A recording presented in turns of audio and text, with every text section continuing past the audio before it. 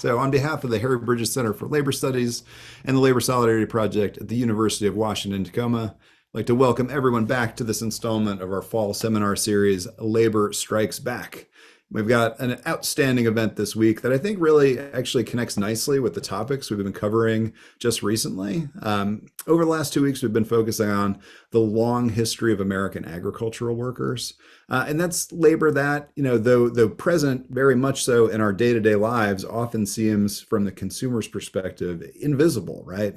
And I think as we all may agree, it turns out there's a lot that many of us did not know about where our fruits and vegetables come from, right? And I think that that's, it's an ignorance that leads to an invisibility of labor that conceals, at the end of the day, a long history of exploitation.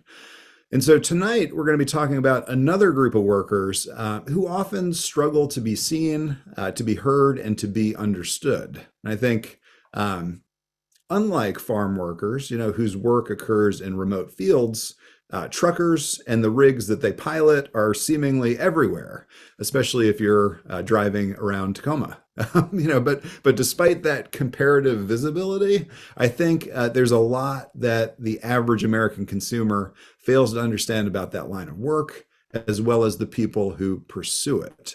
And I think, still less is known about the marginalized workers, the gay, the trans, the minority truck drivers who've recently flocked to that industry and are kind of radically transforming its culture. And our guest tonight is going to share the stories of those individuals. It's going to give voice to a marginalized contingent of a workforce that often struggles to be understood in general. So please join me in giving Dr. Ann Balay a warm round of digital applause.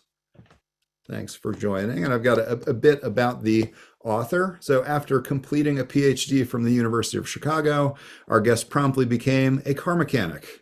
Though she subsequently returned to academia as a professor at both the University of Illinois and Indiana University Northwest, she's never lost an interest in blue-collar work environments.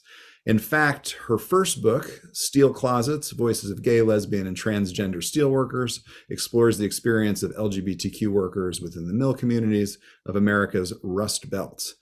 Following that publication, our guest attended commercial truck driving school, got her CDL, and worked for several years on the road.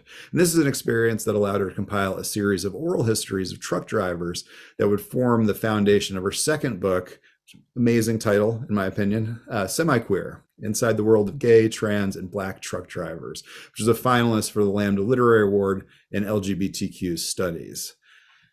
Meanwhile, back in academia, Anne was recently a visiting assistant professor at Haverford College and is currently an organizer for SEIU, working with adjunct faculty in St. Louis. Talk about an incredibly diverse resume. So without further ado, please join me in giving our guest tonight a warm University of Washington Tacoma Labor Solidarity Project welcome. Thanks again for joining us this evening, Anne. Just super excited to share your work with our campus and our community. I really appreciate, the insight and the expertise you bring to our seminar series. And I think in terms of tonight's presentation, we're going to kind of stick to the general format. We've got a presentation followed by some Q&A. We had some fantastic questions submitted ahead of time, but feel free to add them to the chat board if you got questions or just comments. I see we've already got people who are chiming in saying how excited they were about this event tonight, as was I. So without further ado, I'm going to hand the mic over to our guest tonight, Dr. Ann Balay. Well, thanks, Alex, and thanks for having me to this seminar series. As you heard from my bio, I don't have a normal sort of academic history, and I'm not a professor, and I'm not going to give that kind of lecture. What I want to do is think about jobs and how they're structured. So, I've had a million jobs in my life. I've been a library clerk, I've been a coffee shop worker, I've been a mechanic, a professor, a truck driver, an organizer, a gig worker. I've had, temp jobs. I've had a million jobs. And in all of these jobs, I've had my body. And that means a lot of things, right? It means that I've had a family, connections, pleasures, experience, history. And so when I read books of labor history, or I think about how labor is structured and bodies are not there, I'm just really irritated and confused by that. I think that the way that sort of thinking about labor and work as being done by workers who are sort of disembodied, disconnected from history, culture, context, sex, humanity, that's one of the problems that we have in the labor movement. So what I try to do in my research is talk to people in as much detail as I can to learn what work is like for them as whole people, with bodies, with histories, with cultures, with contexts, in a time and a place, what they're doing, how it feels to do that. I spend a lot of time trying to figure that out. And one of the things that I've learned in every job that I've studied is capitalism tries to prevent that, right? So it's not just that labor disembodies people, it's that management disembodies people. It wants to prevent community. It seeks to keep people isolated. It doesn't want people to bring their bodies into work, and it has many ways to make that happen. So when we do organizing and activism, we need to think about that and try to find ways to prevent that. So if you think about any of the contexts that I've written about, steelwork, for example, one of the things that's amazing about steelwork is the schedule. So if you are a steelworker, you work this thing called swing shifts, which means for a week you work 7 to 3, for the next week you work 3 to 11, and for the third week you work 11 to 7, and then you start again. So you're never rested, and you can't like get daycare, you can't join a bowling league, you can't do anything because you're never settled in your schedule. And so you never get to have like the kind of settled into a community life. And because you're always tired and your schedule is changing all the time, you kind of get separate from the world in which you live. And this is extra true if you're queer or trans, because you're already isolated from the work context that you work in. And then you have this schedule that makes you out of touch with any other community that you might be fitting into. And then the mills are isolated geographically. So you can't get to them physically unless you work there. You have to be driven in on a bus. So you're sort of cut off from community, like physically and practically. And this is also true with trucking. So with trucking, I mean, one of the things that's amazing about trucks is they're everywhere. Like literally everywhere. I bet if any of you looked out the window right now, you'd see them. They're everywhere. They're huge. They go to the same gas stations you do. They're on the same roads. They go to stores. They're absolutely everywhere, but we don't see them. Even though they're like enormous, right? Like the trailer's 53 feet long, the cab is huge. We don't see them because we're trained not to think of them as being there. We're trained to not see the work that's going on so that we don't have to acknowledge that people are doing it. And so, and that's intentional by the government, the companies, the way that capitalism is structured. We're supposed to not notice the labor of others, especially stigmatized others. So one thing that we can do is see truckers wherever they are. But the other thing is like, it's partly because they're invisible that we don't see them, even though they're huge, right? But it's also the schedule that truckers follow. So they, as you know, because you read part of the book, they don't follow the usual 8-hour day. They drive 14 hours.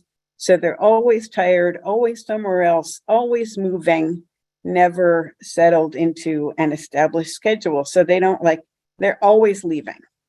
That's the definition of being a trucker. One of the truckers that I got to know named Ramona has this tattoo that says, "I've got to go." And that's just sort of, and she's It fits like how she wants to be in the world. She's just a restless person. She just always wants to get moving. And so she sort of takes pride in that. And one of the key elements of my research is thinking about how the invisibility and mobility and isolation of these jobs feeds into and enables a particular form of queer organizing. So because you're always moving, because you're always anonymous, never in a community that recognizes you, that gives you a particular type of freedom that I think is really queer in its structure. So if you never go to the same place again at the same time, you're always by definition anonymous and unhinged from the sort of traditional family and community structures that are tied to tradition and particular ways of being in the world. And so something about the job is by definition queer because it doesn't foster or support those particular ways of being in the world. Instead, it makes a freedom and anonymity and constant motion possible, and in fact, kind of required. So think back to the tattoo, I gotta go. That's a way of saying, I am not tied down or tied downable to any of the sort of traditional structures that define and limit identity. I'm moving, I'm going. Another of the truckers that I met named Jackie, a trans woman who's taken vast reams of shit in her life in every single job she's ever had. But because she's a trucker now, she says that even if she gets hassled at truck stops or bothered, what she says is they can say whatever they want to say to me, but say hello to my truck. And she gets in and leaves. So the way that she identifies with the truck as a way of saying, I am leaving. Leaving is what and who I am. And there are huge amounts of the trans and queer truckers that I talk to who identify with the motion and with the anonymity and with the fluidity of the job and the way that it's structured. So I want to be sure that we're thinking about this as a defining factor that makes community difficult, but a defining factor that also makes queerness possible, and in some cases, fun, required, and an important part of what the identity is, right? So when we think back to, where I started saying, if there are structural parts of a job that make community difficult because they can mess with your schedule, they can isolate you geographically or physically, one of the things that talking to all the people that I've interviewed doing the oral histories that I did, one of the things that I found out is queer ways of being are very good at flipping that structural tendency that these jobs have. So, the point of being queer, the whole existence of it, the way that it exists is culture says there are rules. You're supposed to do this thing in this way at this time in your life. And queer and trans existence says, no, I'm not going to do that. I'm going to do this other thing because I just want to. It's more fun. It's who I am. It's whatever. So the ability to take a normative rule and flip it, make fun of it, joke about it, reverse it, do some kind of camp manipulation of that is a queer tendency. And that has the ability to take the isolation of gig work and kind of turn it around and make it be a sort of a queer power play instead of a limitation. And truckers do that all the time in the job. So, one of the things that happens in truck stops is there's a huge amount of just random sex that happens in truck stops. And I don't know if you read that chapter, but Truck stops are typically called pickle parks. There's just, they're public places where there's very little regulation and control. So, back in the distant past of the 1970s, not that distant, but, there used to be in almost any city scenes of public sex where you could go and everyone knew that they were acceptable places, that you could go find some anonymous sex if you felt like finding some anonymous sex. Because of gentrification and various sort of policing in cities, that's become less and less possible in most cities. Where I live in St. Louis. It used to be that Forest Park and Lafayette Square, everyone knew where to go, everyone knew how, sociologists wrote about it. It was just common knowledge. And that is no longer possible in either of those locations, or at least not easily. But the sex still happens. It just gets pushed to the periphery. So cleaned out of Times Square, cleaned out of these parks, and moved to the periphery. And what's at the periphery is truck stops. And they're not policed or monitored. And so people who want to find some anonymous and queer pleasures, that's a place you can go. And truckers are a part of that culture and identify with that culture. So that's a way of taking and twisting a particular structure because of the definition of how these jobs work. So if you think about anything in the gig economy, any job that's temporary or precarious or not guaranteed, those jobs offer less security, but because they offer less security, they offer more potential for militant resistance to the structures of capitalist traditional norm recreation.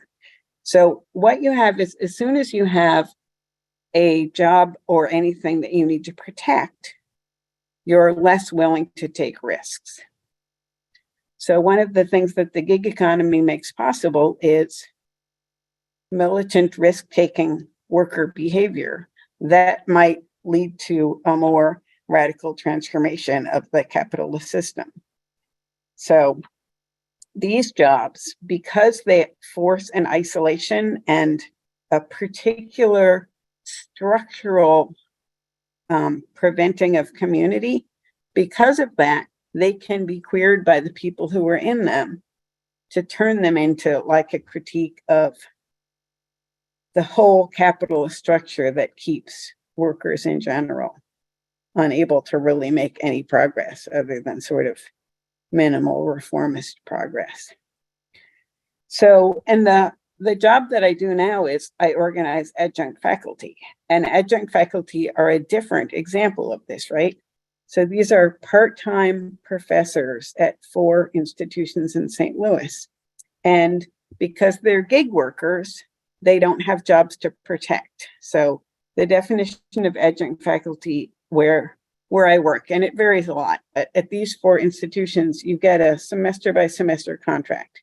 So if you start teaching in August, your contract ends in December.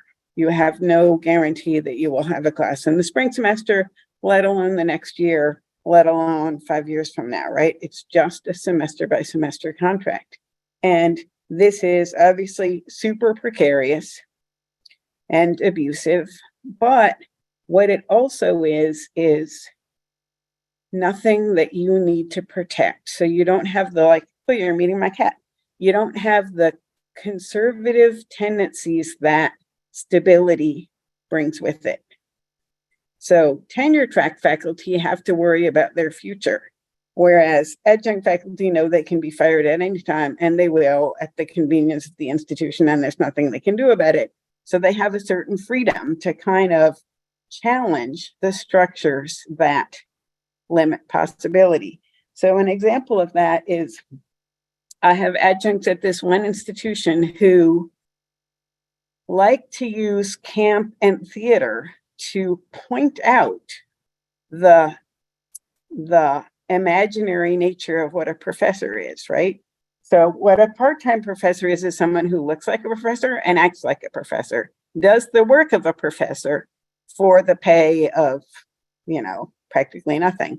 But by looking at them, you can't tell the difference, right? And if you're in their classes, you don't know the difference. It's the same thing.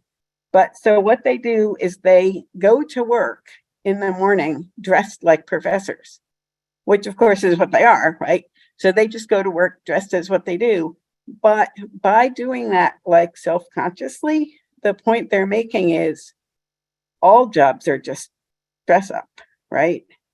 Anyone who goes to work dressed as a professor is the same as them, and anyone can. And all it is putting on the clothes. So that's like an example of using the kind of theatrical, campy style to make a point about what any job is or how anyone does it. And what's important to me about all of this is what we need in the labor community is a different type of labor organizing that challenges all of the rules of capitalism and tries to reimagine what jobs could be and what people deserve, like what it means to go to work, who does it, who profits from it, why we all just keep doing this. And so if you think about any of these kind of job structures as making a particular way of being in the world that critiques that possible, then we can start to kind of think about how we can reimagine what it means to have a job and do labor by kind of trying to be aware of these structures that try to be invisible, try to not be seen. But if we, like think about the adjuncts dressing like professors, what are the structures in any job that don't want to be seen, but if we call attention to them, we can see the whole sort of imaginary distinctions that are what the whole structure of capitalism is based on. And if we see them, then we can critique them. And then we can try to reimagine a job structure that's more just for everybody.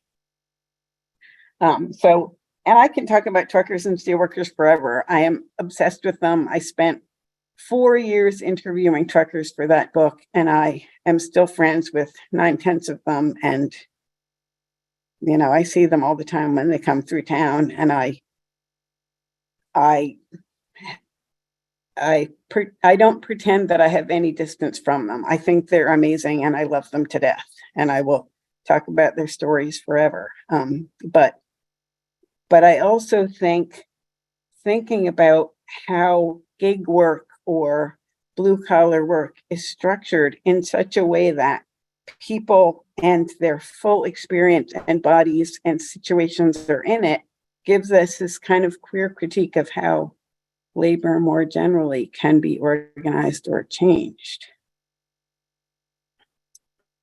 So basically, I want to hear what you think about any of this or what you think about my book and what I said in it. Excellent. Thanks. We could shift right to Q&A. Really appreciate the work. And I mean, I love what you have to say about higher ed, perhaps selfishly so.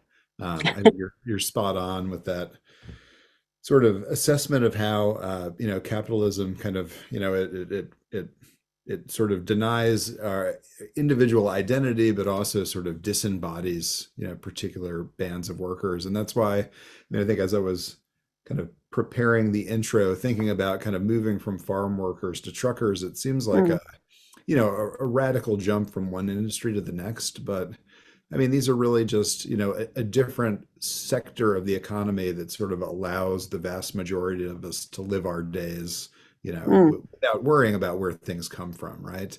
As long as we're also simultaneously willing to kind of, shutter our eyes to the existence of those workers, right? Yeah. And I think, I mean, having adjuncted, having now sort of occupied a space kind of between tenure track and adjunct, I mean, I know I'm keenly aware of how I was perceived in that former role. I'm Mm, keenly aware of kind of how I'm perceived now in this kind of weird liminal state. And I think, yeah, it's, I mean, it brings kind of industries and work experiences that people don't typically see as kind of connected into mm, conversation with each other. And I think that's really important. I think, you know, I may have mentioned this last week during the seminar, but I think one of the jobs of labor studies when it's done well is kind of it's a recuperative mm, storytelling, right? And it's kind of like rescuing, different people or different moments from history and kind of showing, um, that their labor has dignity, right? And that their mm. labor is part of, what makes your American experience so sort of seamless and glossy at times, right? Um, so And another thing is that farm workers and truckers are the remaining piece workers in the US economy. So farm workers are paid by, the bushel or the pound or the strawberry or whatever, the apple, it's going to vary. And truckers are paid by the mile. And what federal legislation enabled those types of workers to continue doing piecework when everyone else got switched to hourly on the theory that piecework makes you sweat your own labor. So why these enormous industries were allowed to continue sweating their own labor in a country that supposedly doesn't allow that anymore, and why most people don't know that, right? So that's another important way that farm workers and truckers are connected. yeah, it seems like they were participating in a gig economy long before that sort of turn of phrase even became a thing, Mhm. right? Uh, Yeah. Well, excellent. And again, I encourage people, if you have questions, go ahead and type them into the chat room. I've got a number of excellent questions that were submitted ahead of time. Um, one of which was this was a question that came up. A couple students articulated it in various different ways. Mm, It's kind of the origin story question. How did this come about? And I was thinking about it from your own work history as an academic who then got involved in ethnography. And mm. correct me if I'm right, your PhD is in literature, right? Yeah. Yeah, and I'm a literature PhD myself who's now doing Uh, labor studies. So when I saw that, I mm, was just like, yes. And I think one of the exciting things for me at least is just that, I think if you're doing it right, you're kind of showing people how labor studies can be approached from mm, multiple disciplines. So I'm kind of curious just kind of how you manage to sort of weave together these themes and interests mm. into this larger project. Well, I mean, there's several ways to approach that question, but I guess the most important is I've had a hard time keeping a job my whole life. So, I mean, I got a PhD in English and I couldn't get a permanent teaching job. And I didn't have a car at the time, and I had two kids and they were young. And I was tired of taking the bus to the jobs that I could get downtown. So I just looked around for a business close to my house and there was a car shop and I applied. Like there was no secret about it. I knew nothing about cars, but you train on the job. And so I worked as a mechanic for 8 years and it it was incredible. I will never forget it. I had the best boss on earth. I mean, I had a great experience. I absolutely loved that job. And a bunch of years after that, I finally wound up in a tenure track job. I thought everything was set for me, but I was denied tenure. Um, it happens to be Purdue Career Research. I shouldn't have been surprised, but I was. And I was also extremely angry at that point. And so at that point, and I had always, I obviously love cars and driving, and I was I was pretty broke and desperate and angry, and I had run out of money, and I was living on food stamps. And at one point, I was like, "Oh, I'm just gonna go to this trucking school and see if this is a possibility for me." And it's clear that trucking schools know this, that they know that people who are out of options and scared might show up there. And so they said to me at the trucking school, they said, why don't you just climb up into this cab here? And I'm like, okay, whatever. And I climbed up into the cab and it was so good. Just sitting in there was so amazing. And it's hard to describe, right? But I was bitter and angry and desperate. And as soon as I sat there and felt like that power and possibility, I mean, I signed that day. I signed up for trucking school. I learned how to drive a truck, and it was, and almost all truckers say this, like the physical process of driving is so wonderful. And there are parts of it that I intensely miss. Like there are 14 gears, and so there's two sort of sets of them, and the shifter's on the floor. And to shift between them, you flip this lever on the shifter that takes you from one set of seven to the other set of seven, and it makes a little compressed air noise. It goes like, and whenever I'm driving down the road and I hear that, I get this like intense longing for that feeling in the cab. Like the feeling of driving a truck that big is just indescribably wonderful. And just learning how to manage something that big, like it's so long, and the wheels at the back of the trailer, they just turn. They don't in any way angle. So you're essentially dragging 53 feet of solid object, right? Like the rear wheels, you can't change the angle on them. So you have to modify what you do with the front end of the trailer drastically in order to not hit things at the back of it, right? And figuring out how to do that is it's just so hard and so satisfying when you get it right. So just kind of, and this is a long answer, right? But it's also just to give people a sense of how physical jobs are and how much of your body is involved in, lots of blue collar jobs and certainly other types of jobs, right? Like jobs in which your whole body are involved have there's a kind of magic about those jobs that has always been important to me. And once I was out there, I met people who are truckers, and they're amazing. Like I really have never recovered from interviewing 66 truckers. They are amazing, and the things that they do are indescribable. I mean, I met 66 truckers and interviewed them, but I also drove in the passenger seat of any number of truckers for weeks or months. And there were just moments that I was so exhausted. I was desperate and crying and whining, and I was just sitting there. They were doing the work. I was just like, how can you do this day after day, week after week, year after year? And they were just like, gotta eat. So yeah, they're amazing. Excellent. I remember it was described in the chapter that you shared as one of the workers described as the best prosthesis ever, where it's just like Yes, extension of your body. yeah. We've got a member of the studio audience here who I've been back channeling with. I'm going to unmute. This is Beatrice who has a question. Beatrice, are you there? Hi, yes, can you guys hear me? Yes. Awesome. Okay, well, you talk a little bit about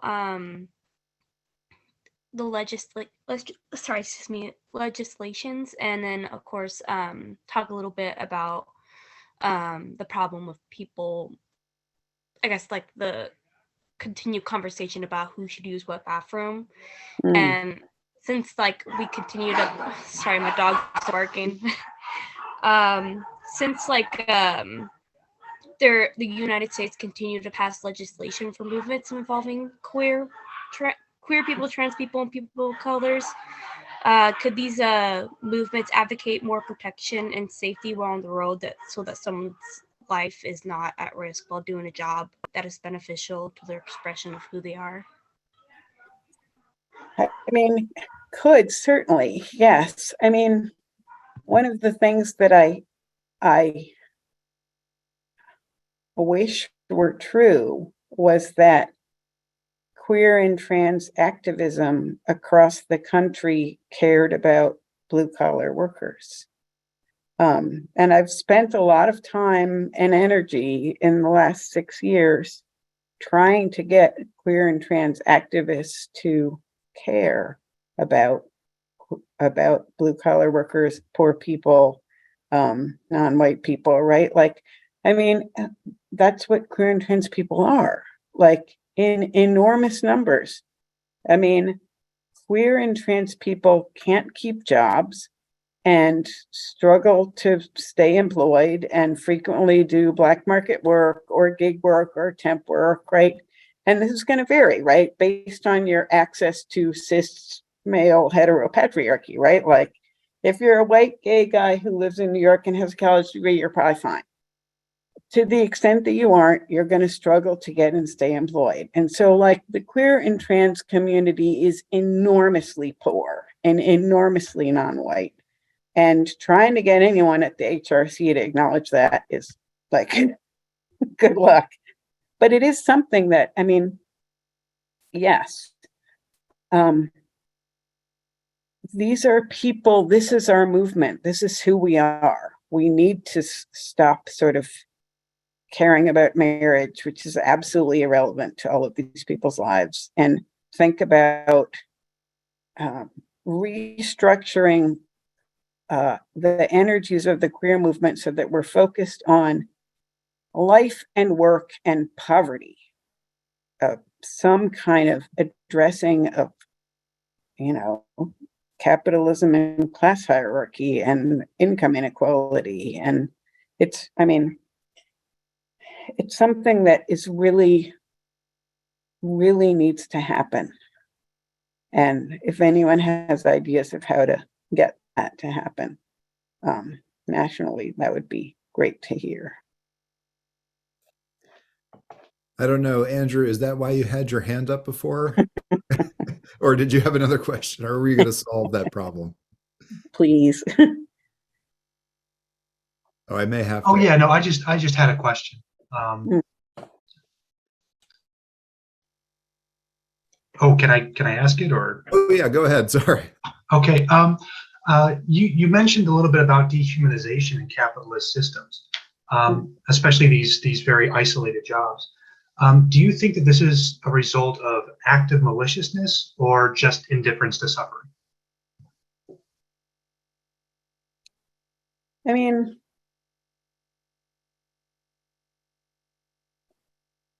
I'm not sure there's a difference between those. Like capitalism is about profit in the hands of the few, and that's the structure of it. That's how it's designed, and you know, trying to extract as much labor from workers as you can in order to benefit the people who hold the means of production. So trying to get workers to come together and understand that and try to change it is more important to me than figuring out why they do it. Like they could tell themselves any story they want, but they just want money and they have what it takes to squeeze it out of people. So our job as the people is to not let them do that. And I think queerness is a strategy that makes that possible and also sustainable and also potentially fun. So the thing that labor movements tend to do are be conservative and serious and reform oriented, and what we need labor movements to be is community oriented and powerful and fun. And you know, queer movements can do that as long as we focus on the whole range of queer people and not sort of middle class ones. Excellent. Yeah, I think the sort of alienation of capitalism is sort of dehumanizing by design, but also I think the way you mentioned the scheduling at the steel mills, right? You know, this intentional design to allow colleagues to not sort of come into contact with one another at a regular basis, or even just kind of plug in socially. Mhm. I mean, Imagine scheduling daycare. Like, how do you do it? yeah, exactly. And that's by design, right? I mean, that's an Yeah. intentional, that doesn't have anything to do with productivity. It's about Mhm. sort of limiting, you know, workers' ability to kind of make those networks. And so Yeah. we've got a question from my colleague Vern, who's zooming in. Let me unmute you. Oh, I think I just remuted you. I'm sorry. Oh, I just did it again. You do it this time. We're doing great. Um, yeah, thank you so much. I am so happy that I finally been able to make it to one of these talks. Um, I saw this one planned and I was super excited. I'm a former organizer with UAW 4121, which is the local that represents our academic workers here at UW. So student employees, postdocs, and very recently research staff, which is super exciting. And I also have a sweetie who's driving a 5-ton truck in Antarctica right now. And navigating that as a trans person, which is a very unique environment, to say the very least. And I'm not always so good at the theoretical discussions, so I have more of a concrete question. Mhm. You know, organizing academic workers. Oh, and I'm now assistant. I'm an assistant professor at UW, which surprised me that I got hired within the UW system, but very grateful and happy with where I ended up. And I've been noting all the parallels here between organizing environments. So with academic workers, right, there's that sense of like mobility of you're here for 4 to 6 years maybe, and then you're leaving or you're funding and your job changes every 3 months. And we might be very isolated. In 4121, we also have a really trans and queer leadership in place, which became a little bit of an inside joke for us because, you know, like half of the bargaining committee was trans, which was great. And so I'm specifically wondering about what organizing strategies you've seen be really effective for truckers who are, you know, mobile and transitory and isolated, because, you know, that's something that 4121 is still dealing with. And now that I'm an assistant professor and not unionized, it is still something that is on my mind, if you could speak to that. So only 8% of truckers are in unions. So that's getting truckers unionized would be great, but it's going to be incredibly difficult given the power of the American Trucking Association, which is a lobbying group that owns all of the mega carriers own, and it's something I would really love to be involved in. But in terms of organizing strategies, the main organizing strategy that works for me is try to find the queer, trans, or Black workers, right? Step one, because what you want is workers who are pissed off, right? And if you find a queer or trans worker, they're pissed off, right? Because management is terrible to us. Like, you can be hired at UWT, hallelujah. The question is, in 8 years, will you still be there? And that, good luck. You know, it's just not common. I mean, I was the 4th queer person denied tenure in a row at my regional campus in Indiana. So hired is great, retained is a little harder to achieve. But, you know, if you're trying to organize people, starting with people of color and queer and trans workers, is a, you know, you're going to get results faster if you start there, because you want workers who don't side with management. And it becomes so easy the closer you are to management, especially if you're an adjunct, to identify with them, you know, to say like, I'm friends with the chair. I think pretty soon I'm going to be one of them. I mean, dream on, right?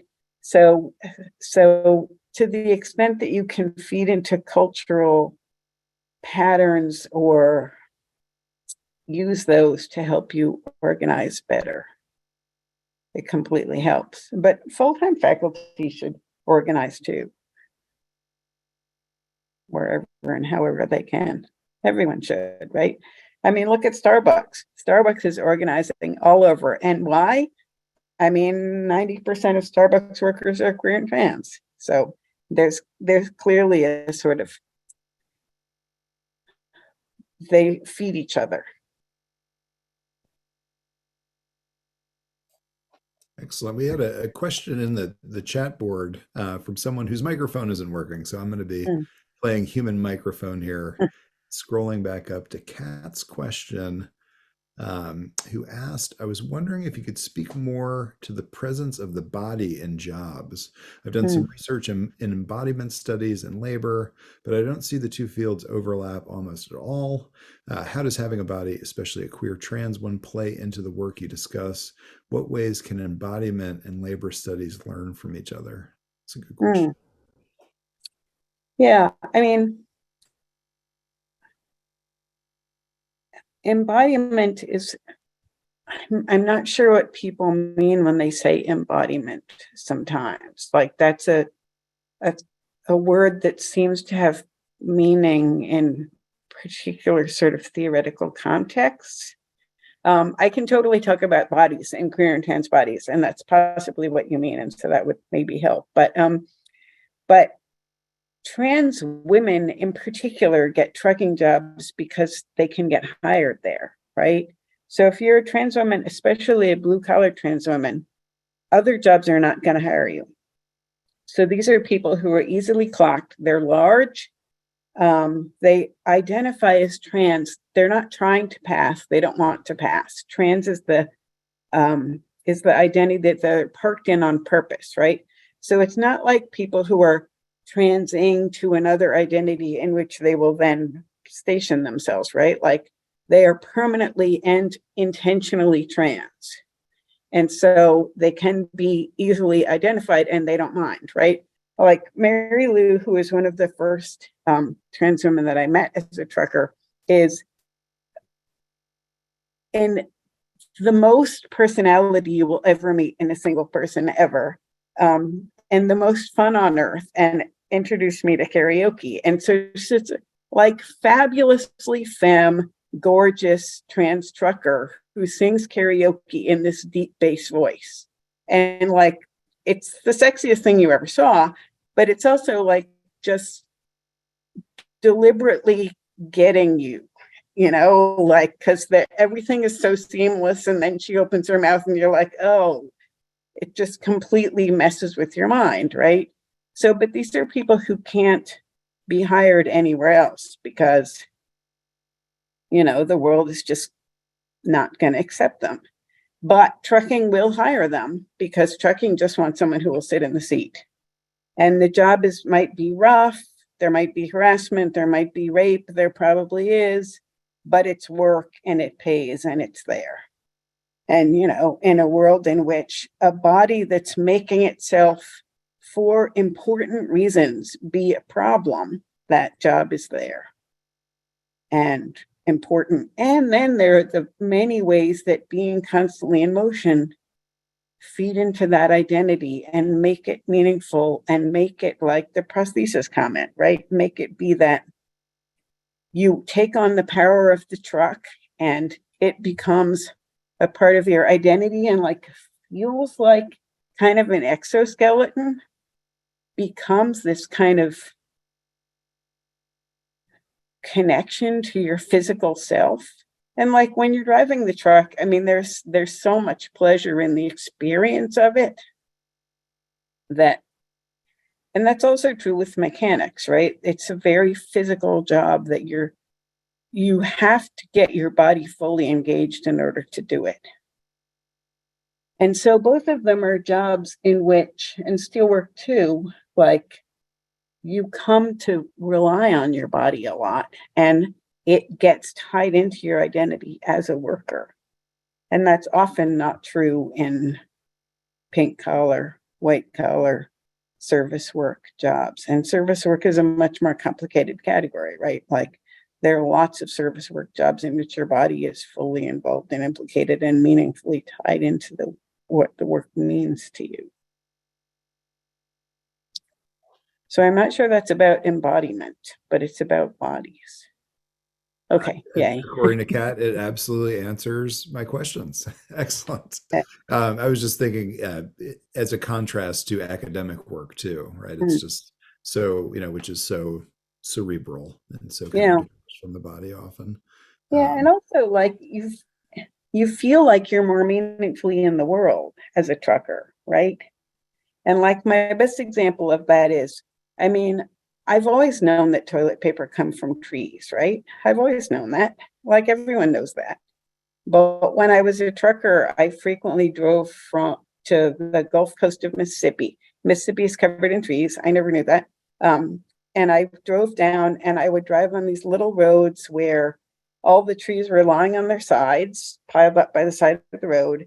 And I'd drive into this pulping mill where the trees were being chewed up and pulp was spewing out into these big drums that they would put in my truck. And I would drive them up to the Kimberly-Clark factory in Minnesota and leave full of toilet paper. And so now, like every time I use toilet paper, like it being something made of trees is just real in a way that it makes me feel like I'm in the world. Whereas when I was a professor, I just felt sort of floating. Things happened. And as a trucker, I felt like I was, more doing things with actual objects. I would go to the produce fields and see people picking fruit off trees. And now when I eat fruit, I get a visual of that whole process and I just feel more real. I feel alive. That's I was thinking before about that intro where it's like you're thinking of farm workers over here and truckers over here, but like truckers are what connect farm workers to the marketplace, right? So they couldn't be more inextricably connected. We've got Gordon Barnes is here, another UW colleague. Very excited to see. Gordon, would you like to ask your question? Yes, the mic is on. Thank you for the presentation. I have a two-part question.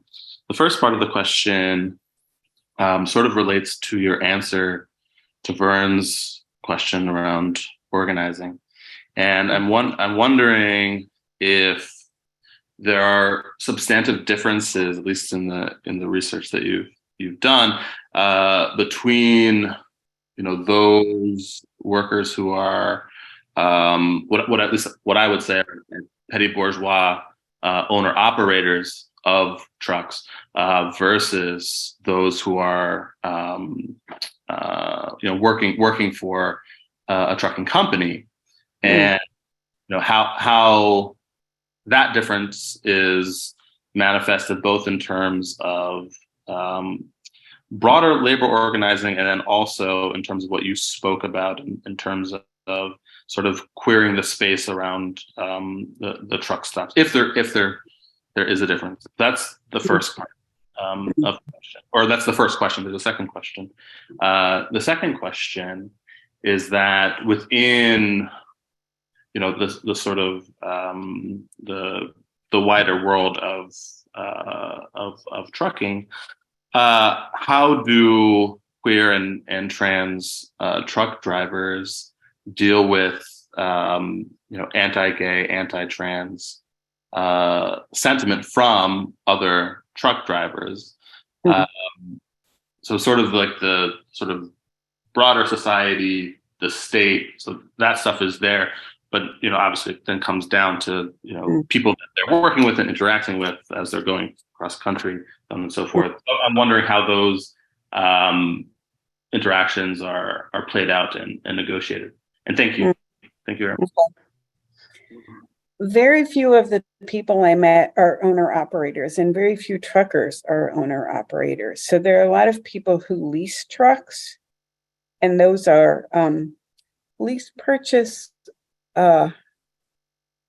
arrangements between truckers and trucking companies are a really coercive legal arrangements in which truckers frequently wind up in more debt than even they were before they signed a lease purchase. So I mean, a truck is enormously expensive, and very few truckers actually wind up owning one of their own and therefore being able to make profit in the business. And certainly very few queer, trans, and Black people do. So it does happen, but it's very rare, and I met very few of them. 95% of the truckers I interviewed work for the mega carriers, and that's a fairly representative sample of how many truckers are owner operators. So that sort of 70s model of the cowboy who has their own truck and has some control over their work experience is becoming increasingly rare as the economy kind of pushes more people into gig work and piecework. And owner operators are not more likely to be organized. There's a group called OBDATA, which kind of runs advocacy group for owner operators. And they have some ability to kind of do lobbying, but they're a very small percent of the trucking workforce.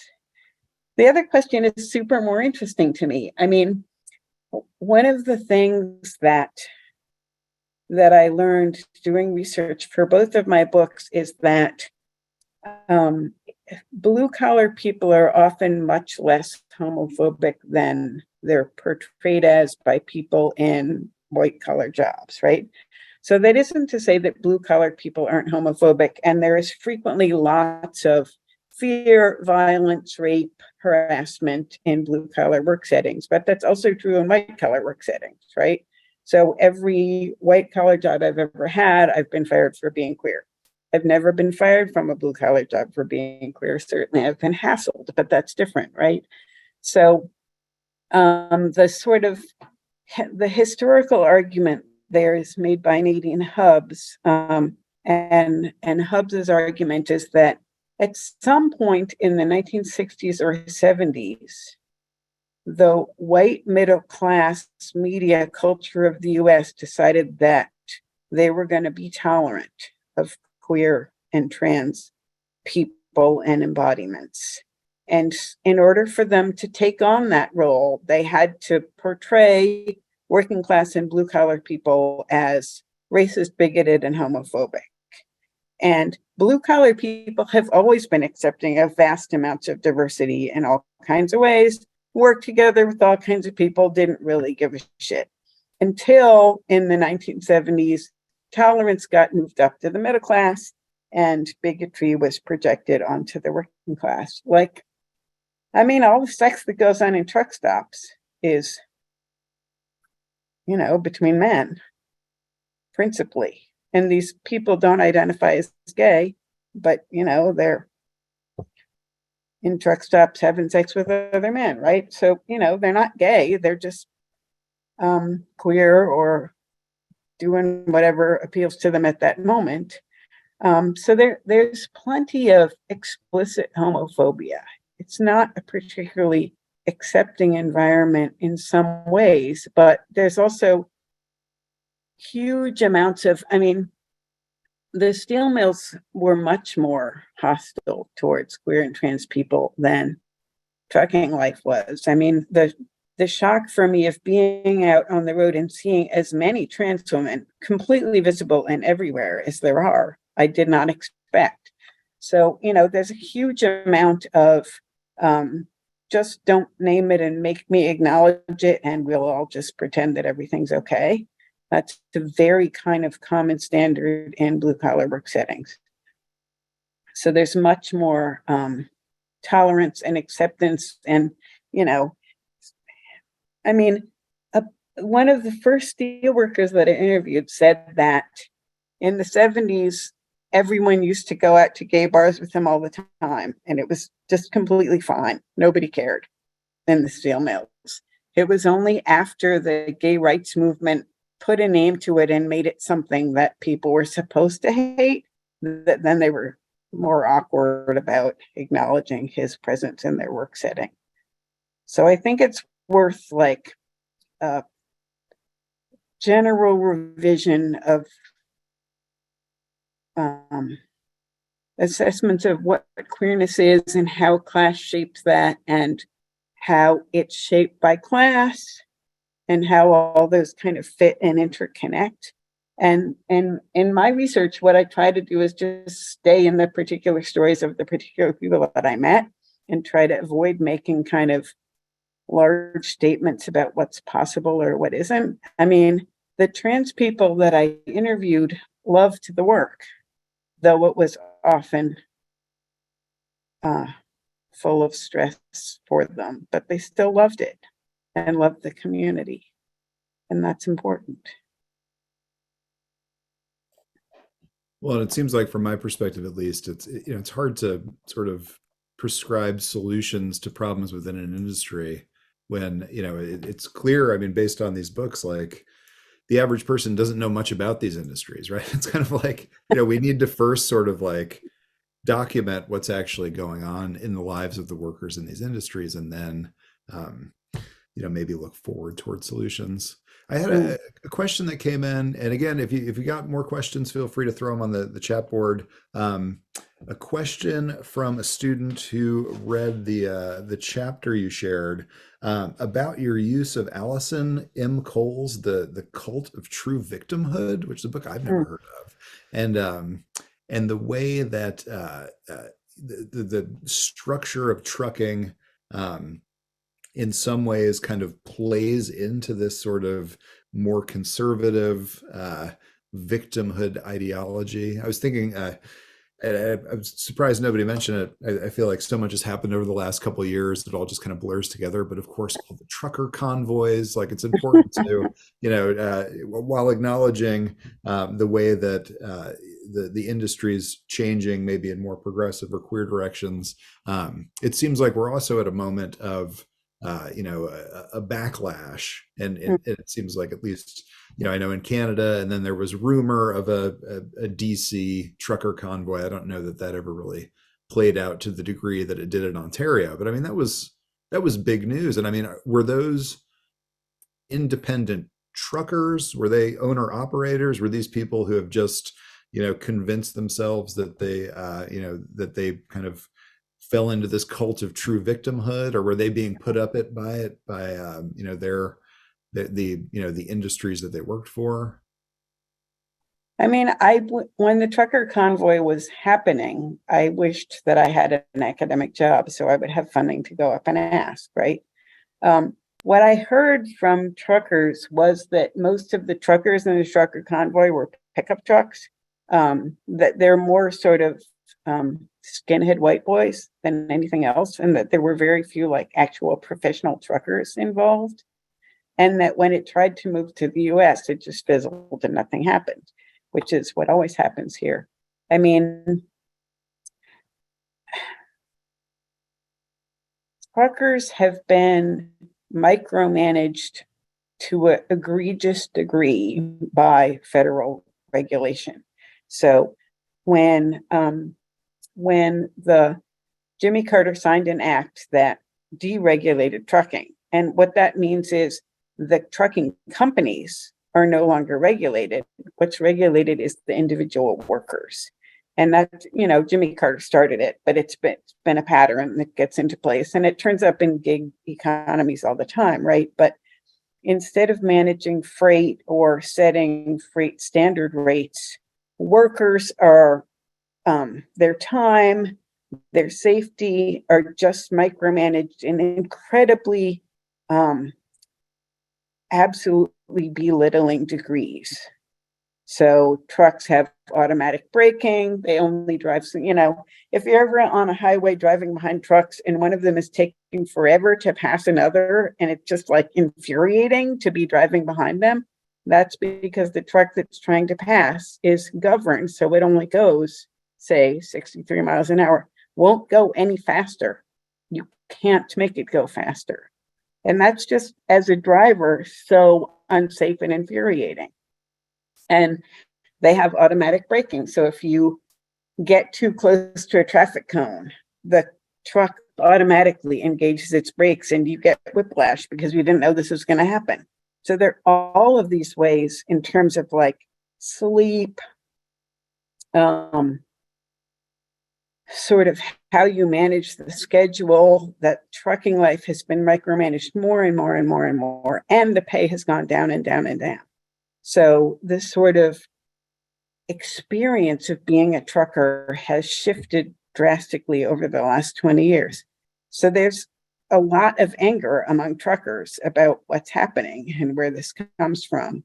And during the pandemic, life got incredibly harder for truckers because all of the places that you could get food closed. Like, I would get calls from friends of mine that would be like, been driving for 2 days, haven't eaten, there's no food. Like, what the sort of amount of absolute disrespect for the humanity of these people was just chilling. I mean, the best example I can give of lack of respect for trucker humanity is heat. So in California, you're not allowed to idle your truck because it creates emissions. But you can't roll your windows down because then huge amounts of bugs come in. So you're frequently sitting in a truck on blacktop for about 12 hours. And this is the time that you're supposed to sleep. And you can't idle it. So you're not allowed to run the air conditioner and you can't open the windows. And it reaches, temperatures of routinely 160 in there.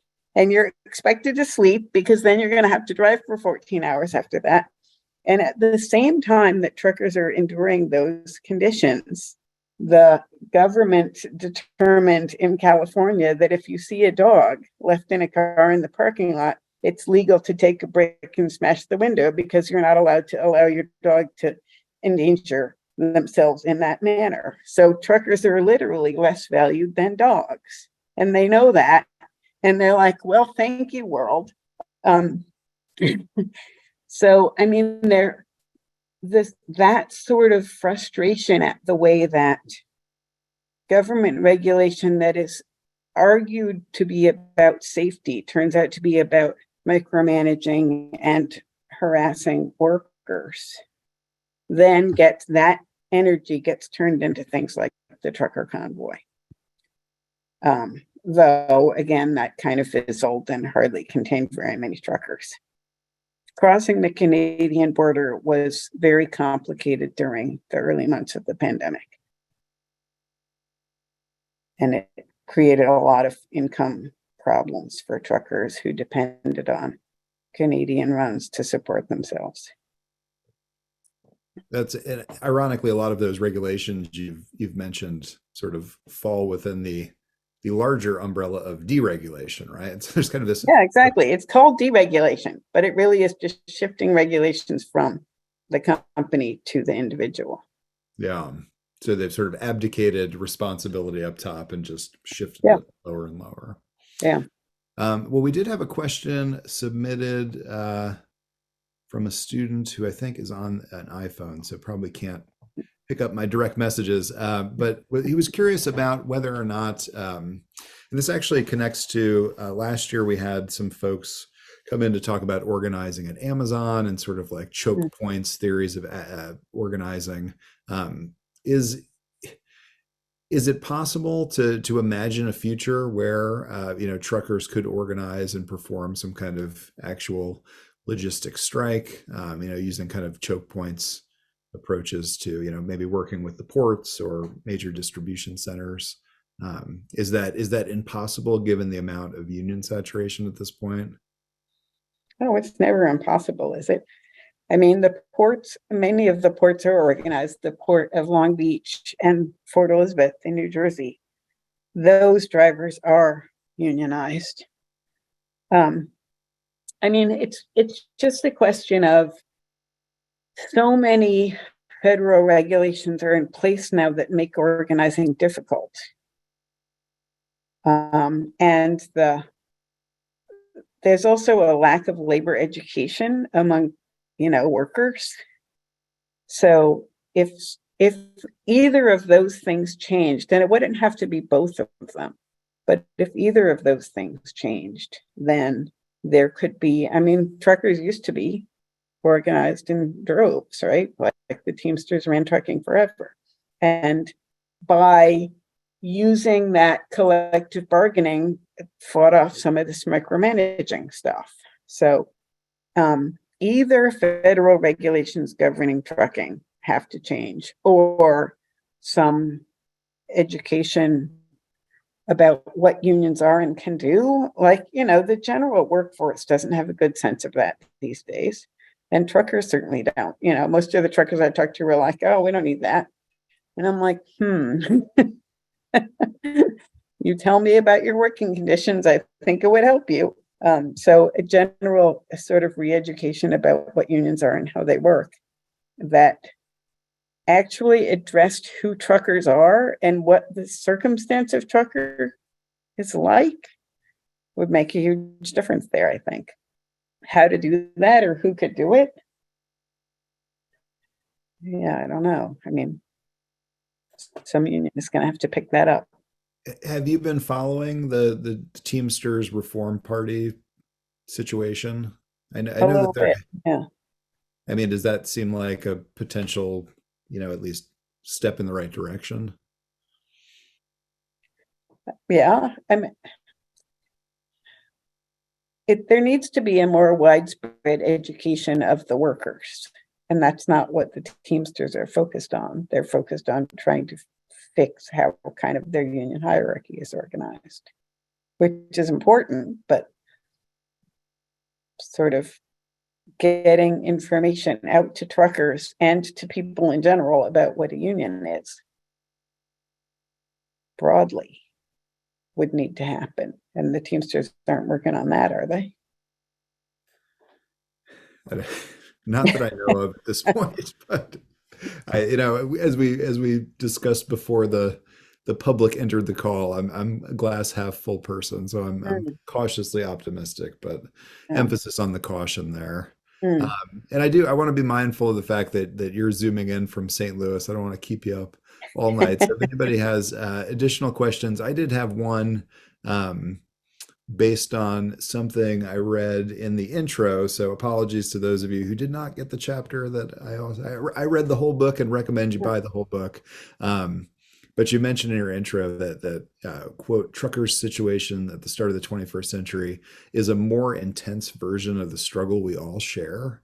And I think it would be interesting to end on, or at least to sort of leave everybody kind of thinking about kind of our relationship to this industry that, I don't know if anybody wants to throw a hand up if you've been involved in the trucking industry, but I personally have not.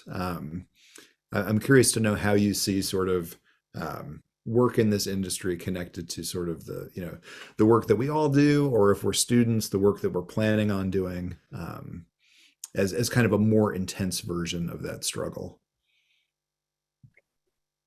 Well, one of the key ways to answer that question is fear and danger. Trucking is indescribably dangerous. And I interviewed 66 people, and since I interviewed them, God, the number now is 9 of them are dead. It's a very dangerous job. And the danger is one of the reasons they like it. So it, like listening to them talk about the weather and the roads and the things they see and the things they do, like they light up. And jobs that are risky are exciting. Jobs that are not risky are, and especially when you're talking to a room of college students, like coming to terms with the sheer boredom of working for the rest of your life is just, it's real. And truckers don't have that, right? Like they literally panic that they're going to die on nearly a daily basis. And it just perks your adrenaline right up, right? And that makes you, makes your day-to-day life spicier. And they just really love that. And I think that thinking about risk is another way that we return to questions of queerness, right? Which is which is about embracing risk and refusing stigma and living a life that's more about pleasure and danger and understanding the thrill of that. And I think sort of thinking about work as something that's about managing boredom or understanding the sort of the grueling aspect of having a job, and not sort of sugarcoating that by saying, choose work that you love, which is, McDonald's. Like, the sort of absurdity of the expectations of what a job is. And I think that, like, there are important points about bodies and sort of figuring out how to reorganize work so that it's less reliant on danger to make it interesting. That's important when I think about, like, it being an extreme version of what everyone else is facing. But, also sort of the hours of it, the 14-hour day, the endless travel are all just so much aspects of what work is these days. Yeah.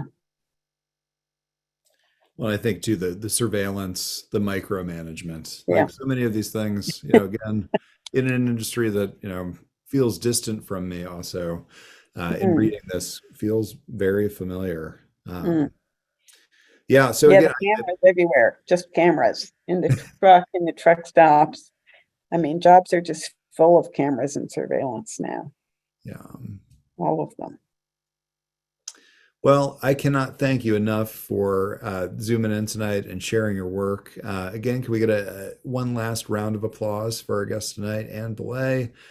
Fantastic body of work. Semi-queer is great. Steel Closets. I mean, I love Steel Closets too. Just so glad you could come in and share this work. It's always great to kind of provide a platform to get more people exposed to it. So if there's ever anything we could do for you here at UWT, do not hesitate to reach out. Yeah, thank you so much. Well, thanks very much, and thanks for your questions. Thanks. I told you we've got a great group of students this quarter. I mean, granted, I say that every quarter, but this group is really special. Got some great questions. I'm glad to see some UWT colleagues zoom in too, which is really cool. I'm going to go ahead and stop recording. Let me see if I can find that button. I realized during the talk that Casey's also typically in charge of handling who gets spotlit in terms of the recording. So I think we may have just recorded this giant sea of blank, blacked out Zoom names, but that's good.